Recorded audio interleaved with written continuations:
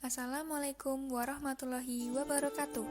Kami dari kelompok 3 akan mempresentasikan teori perkembangan karir dari Donald Super. Sebelumnya, izinkan saya untuk memperkenalkan pemateri hari ini ya. Yang pertama, ada Nalendra Rizka. Yang kedua, ada Muhimatun Zulfa. Yang ketiga, ada Kreti Nurmela. Yang keempat, ada Rahmawati Diah. Dan yang terakhir ada Belinda Maharani.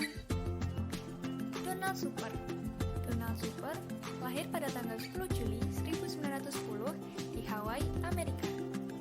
Beliau terkenal karena karyanya dalam hal bimbingan kejuruan, lalu ke psikologi konseling, termasuk konseling karir dan perencanaan hidup. Donald Super mencanangkan suatu pandangan tentang perkembangan karir yang berlingkup sangat luas karena perkembangan jabatan itu dipandang sebagai suatu proses yang mencakup banyak faktor. Pengertian teori perkembangan karir menurut Donald Super yaitu teori yang dasarnya perwujudan dari konsep diri. Teori ini hanya berfokus pada pertumbuhan dan arah dari sejumlah persoalan karir individu sepanjang rentang hidupnya. Jadi, teori ini menekankan pada konsep diri atau gambaran diri sehubungan dengan pekerjaan atau jabatan yang akan dipegang nantinya.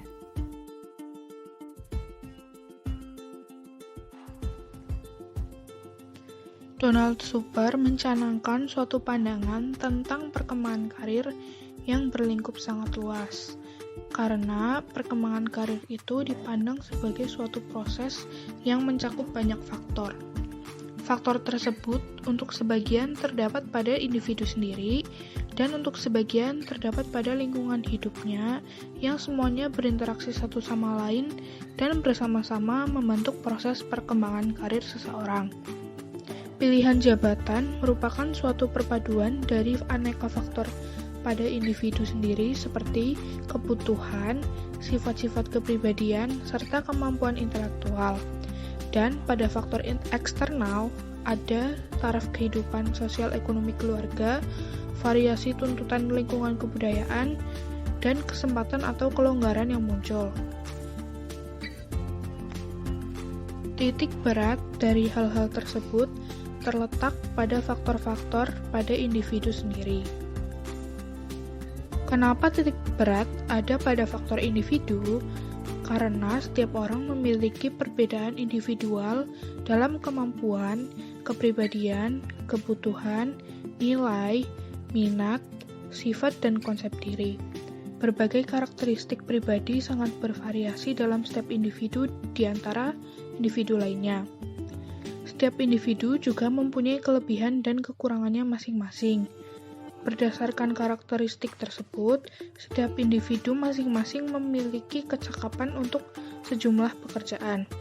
Berbagai kemampuan, karakteristik kepribadian, dan sifat lainnya yang begitu luas sehingga orang mempunyai kemungkinan untuk berhasil dalam banyak bidang pekerjaan.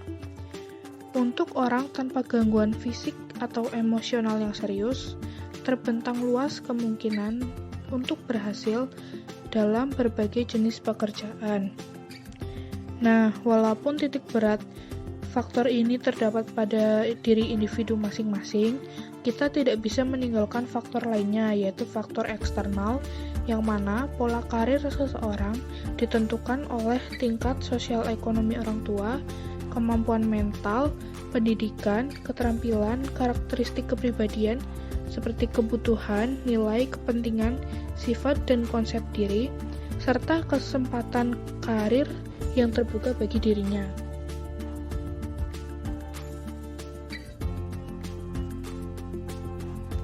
Selanjutnya, menurut Super, ada 5 tahap perkembangan karir.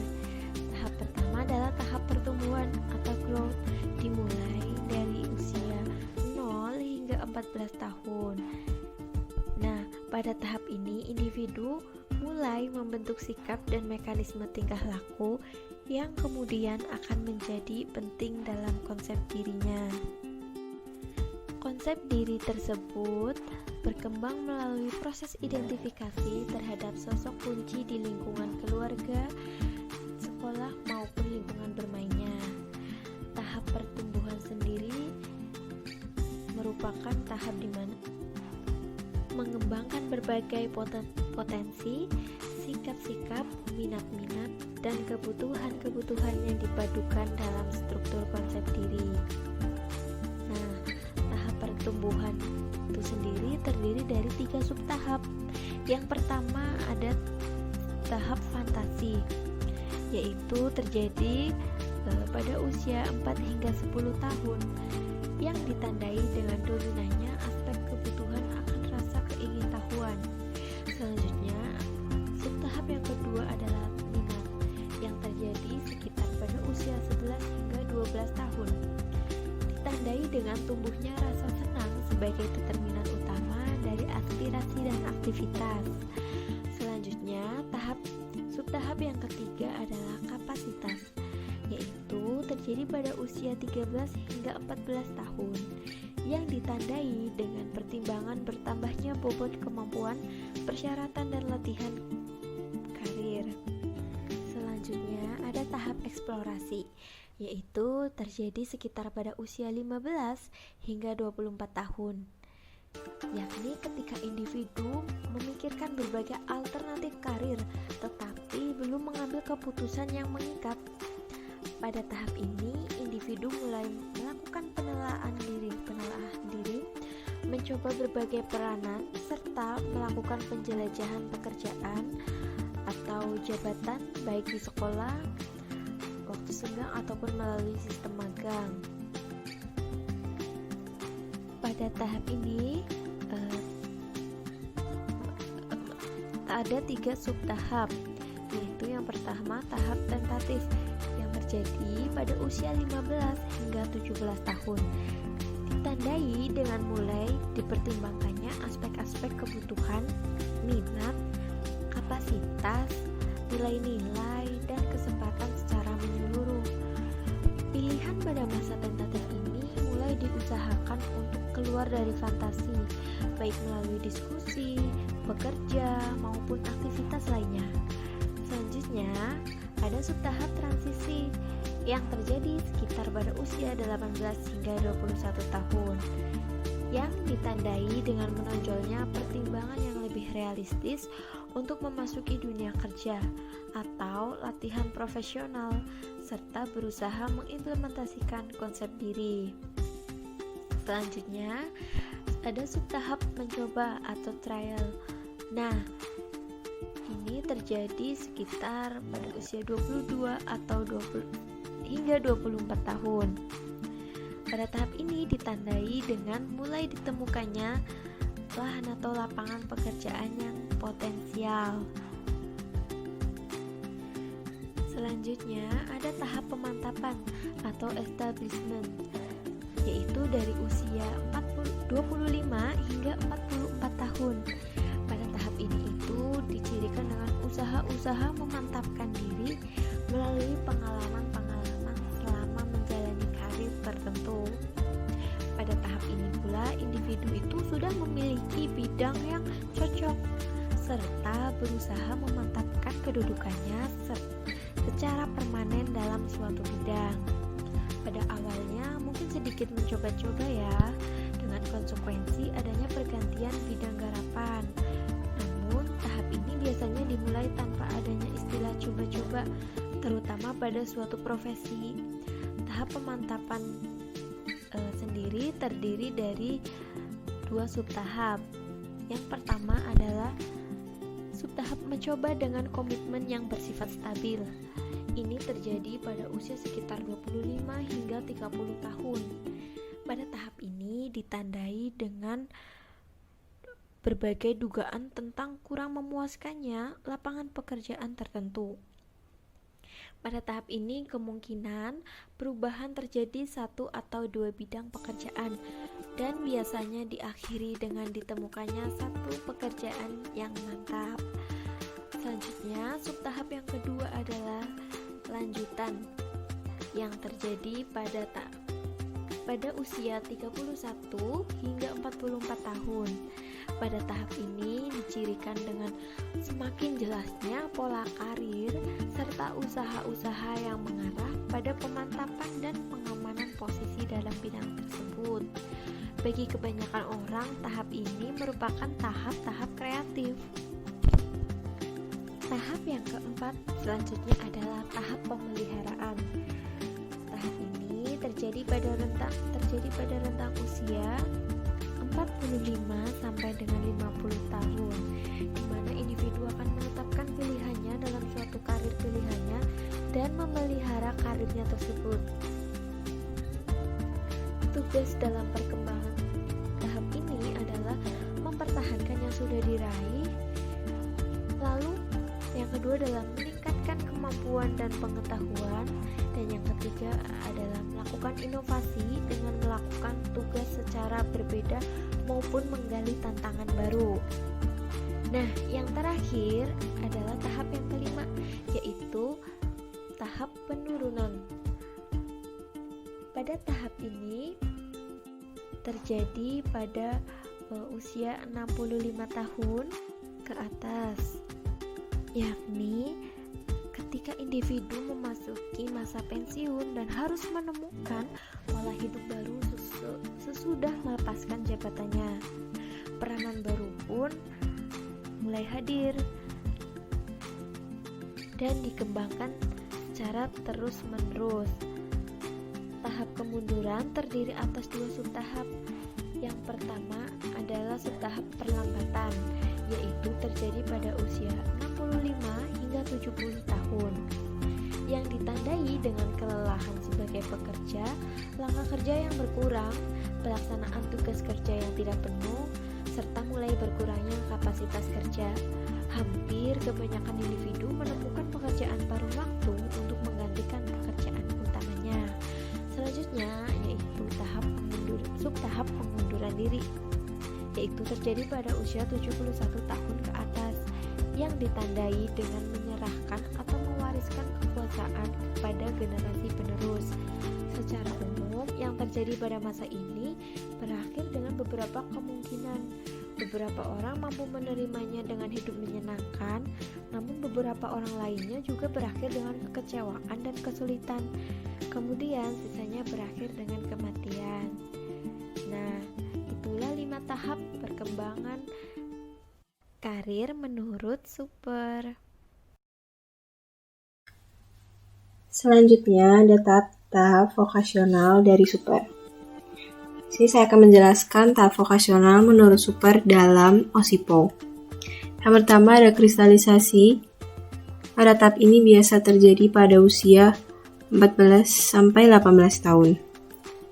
Tahapan ini merupakan periode proses kognitif untuk memformulasikan sebuah tujuan vokasional umum melalui kesadaran akan sumber-sumber yang tersedia dari berbagai kemungkinan, seperti minat, nilai, dan perencanaan untuk okupasi yang lebih disukai. Yang kedua, spesifikasi. Biasa terjadi pada usia 18 sampai 21 tahun. Tahapan ini merupakan periode peralihan dari preferensi vokasional tentatif menuju preferensi vokasional yang spesifik. Maksudnya, di sini individu diharuskan untuk mempersempit arah karir umum menjadi satu tertentu dan mengambil langkah yang diperlukan untuk melaksanakan keputusan tersebut.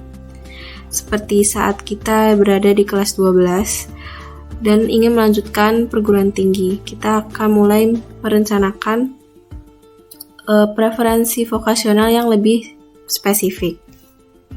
Yang ketiga, implementasi atau pelaksanaan. Terjadi pada usia 21 sampai 25 tahun. Pada tahapan ini, individu diharuskan untuk menyelesaikan pendidikan atau pelatihan yang digunakan untuk pekerjaan yang disukai atau relevan. Dan kemudian, individu mulai memasuki dunia kerja yang sesungguhnya. Yang keempat, ada stabilisasi. Biasa terjadi pada usia 25 sampai 35 tahun. Periode ini ditunjukkan dengan perilaku individu menetap dalam pekerjaannya dan penggunaan bakatnya sedemikian rupa untuk menunjukkan kesesuaian keputusan karir yang telah ia buat sebelumnya.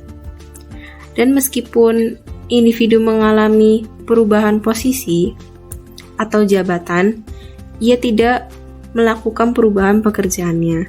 Seperti misal, ia mengalami naik jabatan ataupun turun jabatan, ia tidak berencana untuk keluar dari tempat kerjaannya.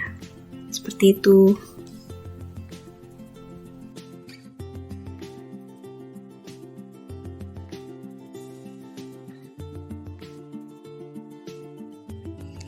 Keuntungan dan kekurangan teori perkembangan Donald Super. Keuntungan yang pertama, mempertimbangkan bahwa individu berubah dari waktu ke waktu. Keputusan karir itu merupakan rangkaian yang tersusun atas keputusan-keputusan sebelumnya, berdasarkan kecocokan pilihan karir yang berpengaruh pada usaha mewujudkan konsep diri atau self-concept. Penelitian ini juga mengkaji jenis kelamin pria dan wanita sepanjang rentan kehidupan. Yang kedua, membantu siswa memperjelas konsep diri. Dalam teori Donald Super, unsur yang mendasar adalah konsep diri atau gambaran diri sehubungan dengan pekerjaan yang akan dilakukan dan jabatan yang akan dipegang. Super juga melakukan penelitian dalam bidang rehabilitasi yang menunjukkan bahwa walaupun fisik individu memiliki kecacatan, namun terdapat sejumlah potensi yang dimiliki untuk pekerjaan yang dapat dilakukan dengan hasil yang memuaskan sesuai dengan ciri-ciri yang dipersyaratkan oleh pekerjaan itu. Yang ketiga, kerangka yang jelas tentang pemahaman bagaimana tahapan perkembangan karir. Dalam teori Donald Super, kita dapat mengetahui dengan jelas kerangka pemahaman tentang tahap-tahap perkembangan karir. Selain itu, pandangan Super memiliki beberapa implikasi bagi pendidikan karir dan konseling karir, tentang gambaran diri dan kematangan vokasional yang menjadi pegangan bagi seorang pendidik bila merancang program pendidikan karir dan bimbingan karir. Selanjutnya yaitu kelemahan teori perkembangan karir Donald Super. Kelemahannya yaitu Super mengkaji konsep diri namun hanya ditekankan pada kepribadian antar individu, terlebih lagi pada kepuasan dalam dunia kerja. Super mengkaji konsep diri atau self-concept yang terentang sangat luas, baik yang terdapat dalam diri individu maupun antar individu. Namun, kajian self-concept lebih banyak ditekankan pada kepribadian antar individu yang menekankan pada kepuasan kerja dalam dunia kerja.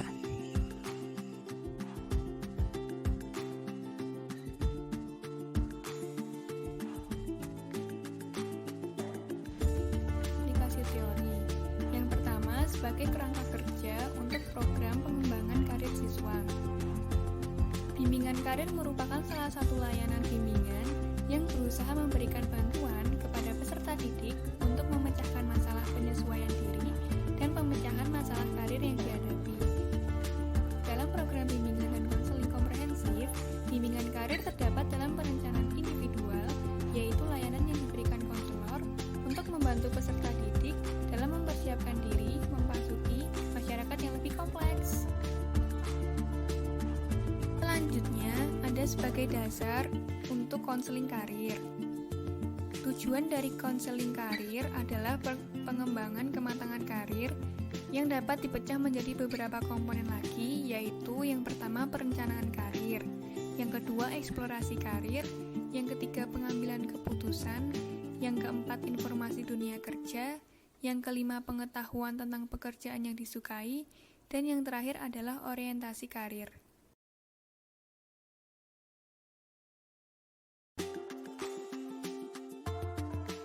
Baik, terima kasih teman-teman yang telah setia menonton video ini sampai khatam. Semoga dapat dipahami dan jelas. Kurang lebihnya mohon maaf. Jangan lupa like, komen, share, dan yang terpenting, ayo subscribe. Wassalamualaikum warahmatullahi wabarakatuh.